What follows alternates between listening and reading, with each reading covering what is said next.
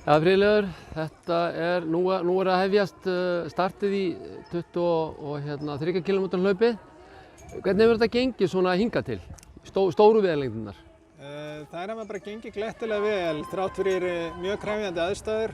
Við vorum með mjög krefjandi aðstæður í 100 mílna hlaupinu og jafnframt í 100 km hlaupinu. Þoku, mikið hvassviðri og rigningu, en heilt yfir hefur gengið mjög vel. Já.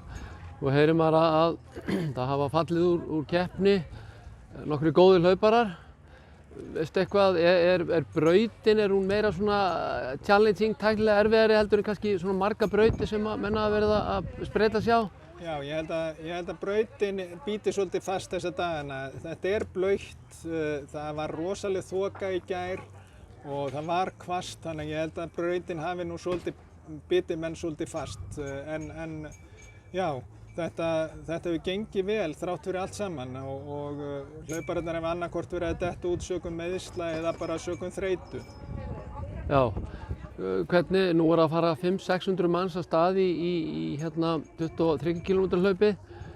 Ekki bara góð stemning meðal hlauparana?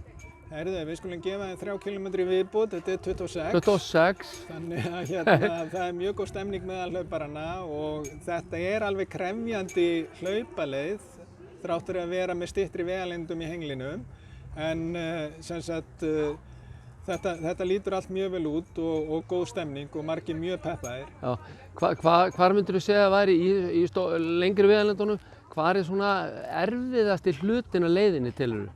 Erfiðasti hlutin í lengri vegalengdunum alveg örugglega þegar þú ferð frá Sleggjubeinaskarði yfir á Vörðuskeggja. Það bæði mjög blautt og það hækkun þar og hvasst. Þannig að 100 mílna hlaupararnir, 100 km hlaupararnir og 53 km hlaupararnir að fá þetta eiginlega beint í andlitið. Þannig að þetta verður aðeins skárra hjá þeim sem að fara 26. Já. Svo eru styttri vegalengdirnar hérna á eftir, 5 og 10. Og það nú verið að leyfa fólki að spreyta sig kannski pínlítið á svona mini trail dæmi. Hvernig líst þér á það? Það bara frábært að við skulum nefna þetta því að ég hef hlaupið 10 km leiðina sem ný leið hérna og hún algjörlega frábær. Þar veður tvo litla læki og ferð svo yfir á, þannig að hún gefur svona alvöru utanvega tvist sem að margir ættu að prófa. Já, þannig að það má segja að þetta sé svona pínlítið verið að leyfa fólki að smakka á þessu stóru vegalengdum. Alveg hárrétt og virkilega skemmtileg 10 km leið og ég bara hvet fólk að næsta ári til að koma og prófa hvernig að taka þátt í þessu utanvega partíi hérna. Þeir eru flottir. Takk fyrir þetta. Takk.